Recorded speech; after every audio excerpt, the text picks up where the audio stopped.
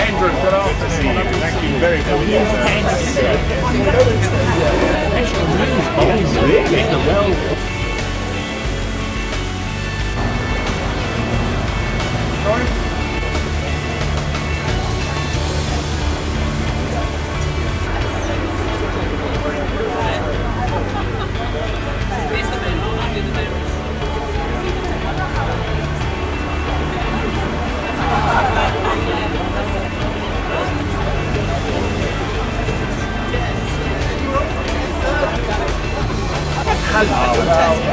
Smile sweetly.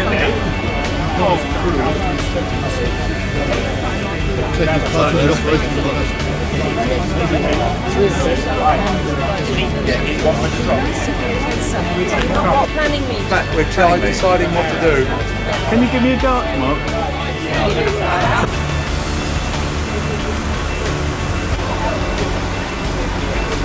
This is the culprit.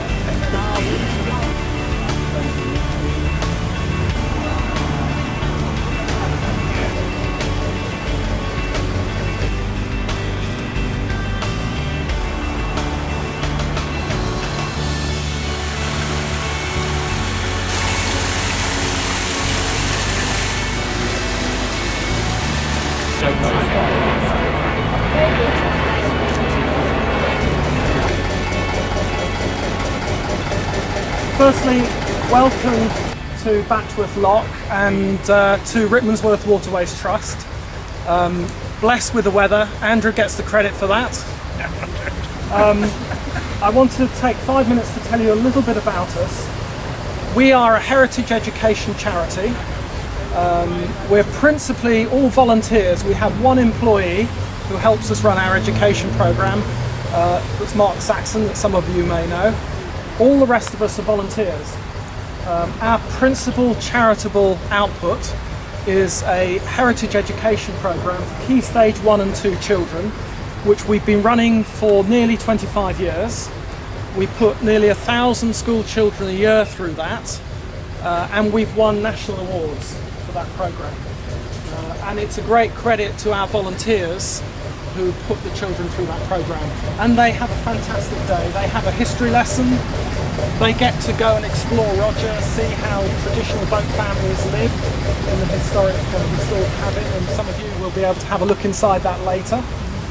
They get to work a lock, see the nature and environment around Batchworth, and also go on a boat trip. And they have a fantastic time. We are also organisers of the Rickmansworth Festival. You may have heard of that event. We organise that every year, and we primarily do that to raise money so we can continue our education work. Very important. We get 20 to 30,000 people over a weekend at that event, and I think it's one of the biggest events of its type, a community music and canal festival in the area. And in fact, Richard Parry, who is chair of the Canal and River Trust, commented when he opened the festival last year that the Rickmansworth Festival is now one of the premier waterways events in the country. And again, it's all down to volunteers who put that on. Our third charitable output, you can see standing next to you in the canals, floating next to you in the canal, is Roger. And Fabian is going to tell you a little bit more about that. But this boat is unique, part of our education programme, and is something that we're very proud of in being able to present to members of the public to see how this boat was used on this section of the canal as short a time ago as 1968. It was still working and trading on this section of the brand new canal. I'll let Fabian tell you a little bit more about that. So we're a very vibrant charity. We have about 100 volunteers. We have some challenges at the moment, and Andrew knows those only too well. Our education programme, the classroom, used to be located in the old mill at the Affinity Water site. Unfortunately, Affinity told us in April that we could no longer use that building. Firstly, due to health and safety concerns, and then in the meeting, they mentioned the words asset disposal. So we're waiting for something to come across Andrew's desk saying we're going to put 350 buildings on that site next to the river. It's a very desirable site, a very big area.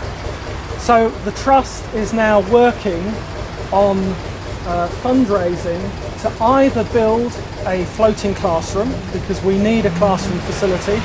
We're currently using a temporary building in St Mary's Church Hall, which is working well, or we're going to put a good quality wooden building up at Batchworth where the Little Union Canal is, and that will enable us to provide a classroom, lecture facilities, an office, a small kitchenette for our volunteers, and also Canal and River Trust are very interested in having a visitor welcome point at Batchworth because of its significance on the network.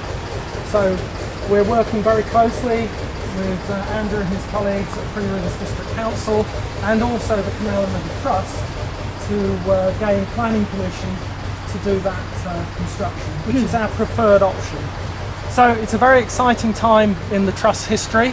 Our 25th anniversary as a charity is coming up around about the end of 2017, 2018, and we think a great way to celebrate that anniversary would be to have maybe Andrew, or probably your successor, Andrew, to come and open our new education facility. And we'd love to have you back to see that maybe in a couple of years' time when that is up and running. So that's enough from me. I hope you enjoy your day, and I'm just going to hand you over to Fabian Hiscock, who's going to tell you a little bit about the boat that some of you are going to go on, and we'll be splitting you into two groups, taking some of you on our Pride of Batchworth trip boat and some of you onto Roger. So thank you very much. Roger was built in January 1936, was rebuilt to some extent in the middle of the 1950s, then fell into dereliction and was completely reconstructed by Rickmansworth Waterways Trust between 1997 and 2001, and that work was done just over there. The outcome is that we now have one of the last 20 wooden working boats left in working order, by which I mean that you could take out the ballast that we have to put in to keep the shape, put in a load of coal and go off carrying it. There's about 20 boats left in the country where you can do that, of the 150,000 that were built from about 1820 onwards. The importance to us is not only that it is our principal heritage asset, which it certainly is, but it's also one of the last examples, and it is the last example of Bushell Brothers up at Tring wooden narrowboat building. The last of their wide boats is being rebuilt right now down at Troy Wharf by Stephen Pike. So there will then be one narrowboat and one broad beam boat from Bushells. The importance of Bushells is shown by the fact that Harry Walker, who was of course a well-known boat builder in the first part of this century, of the last century, just down the way there, he was trained by Bushells in the 1890s.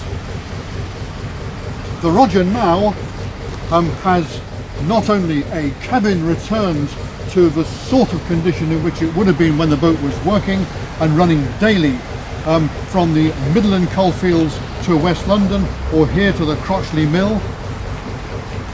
It has an engine almost certainly built before the boat was built. The engine, we think, dates from around 1929.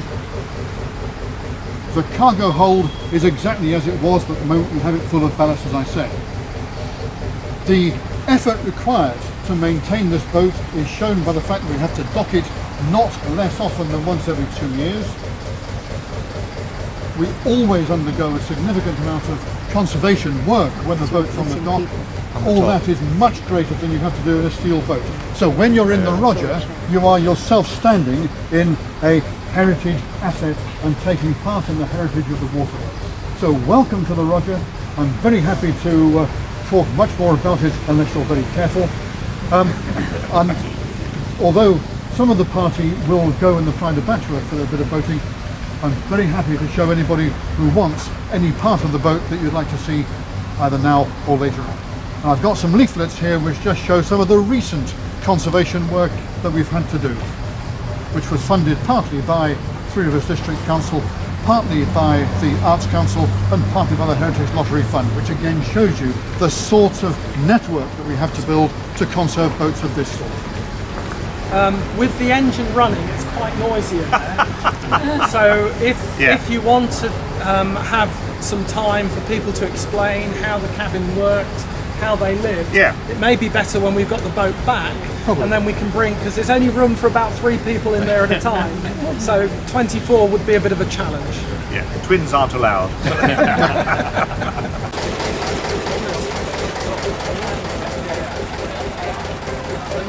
Oh well, you just got a cup, you just dip it into the water outside and say cheers. Big smile please everybody.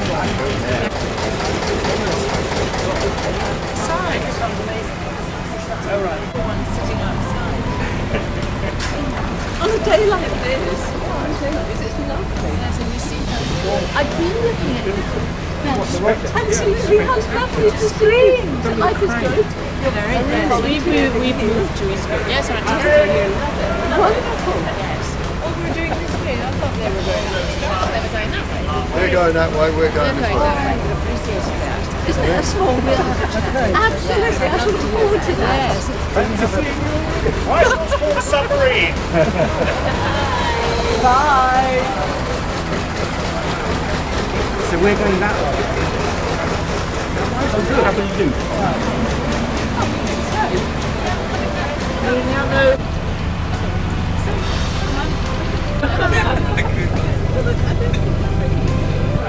I'm dying to hear the answer.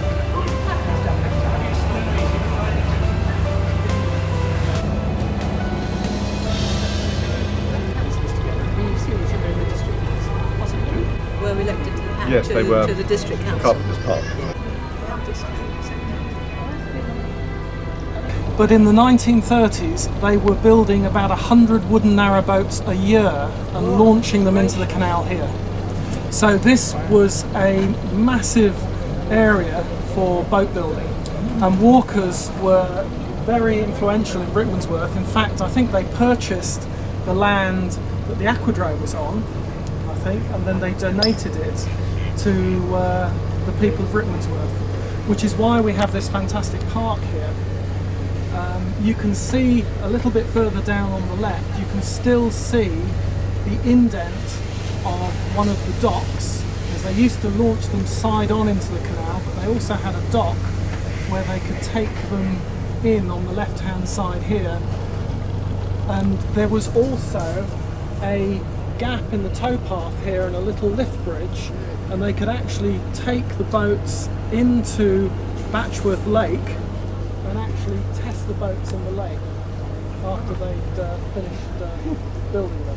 The gravel excavation was in the late 1800s when London was really expanding. Right. So this is the entrance to the old dock here, and immediately opposite here there was an entrance into Batchworth Lake, because that's the closest point. There was a little cutting through to there. Right. All the boats were taking, they had wide beam barges, and if you look at an Ordnance Survey map from around about 1850, London was tiny. Wembley was a village, and you can see all the individual villages which are now boroughs of London. After that, from 1850, 1860 onwards, obviously you had the arrival of the railways.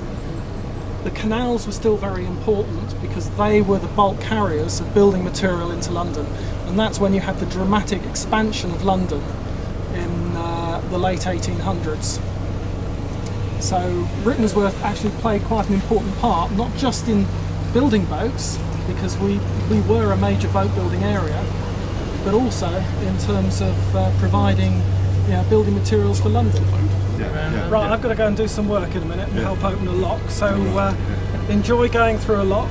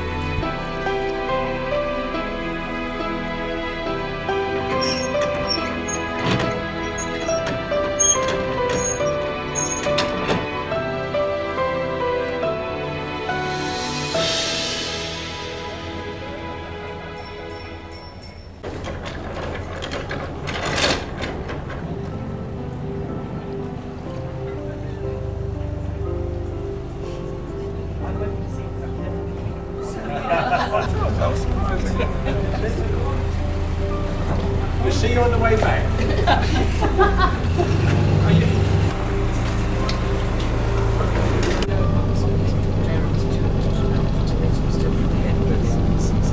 I mean, perfectly, it is possible that it's not possible.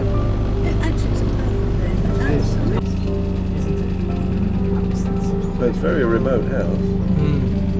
Difficult with teenage kids who want to go and live it up in Watford. And it's got one of those. Well, I mean, that boundary cloth is still the Three Rivers and Hertfordshire boundary with the Lincolnshire.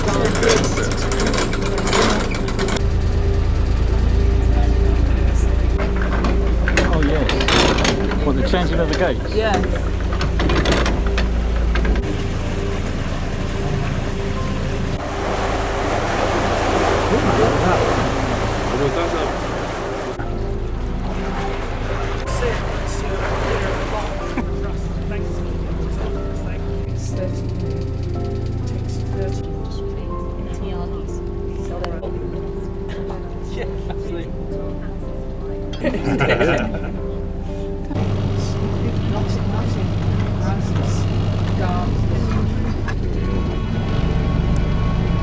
They redeveloped the boatyard several times. There's a fascinating book all about the history of Walkers as well. It's a real local treasure, that book. You don't Probably bother on it. Still see where they launched the trains west. Okay.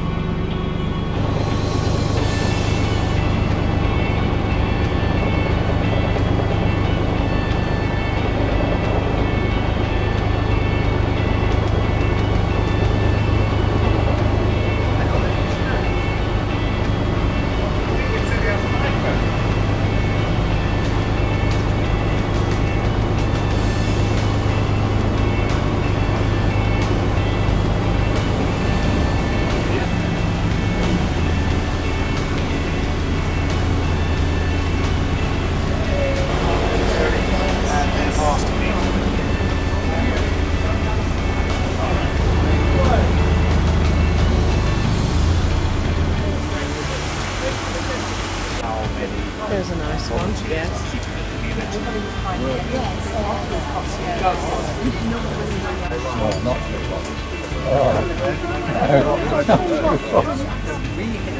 Our first jam, we took 4-on-4 down.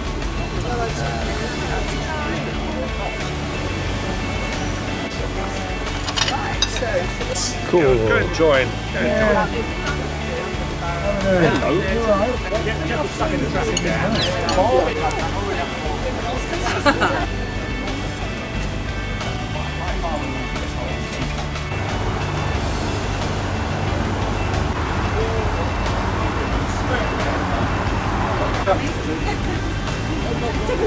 Pretty more. Thank you. David's going to be your skipper today, along with John and Marie. You're going to go down to Stocker's Lock. You're going to turn around. You're going to come back. Adios. See you when you get back. Indeed. What makes you think they're going to get back?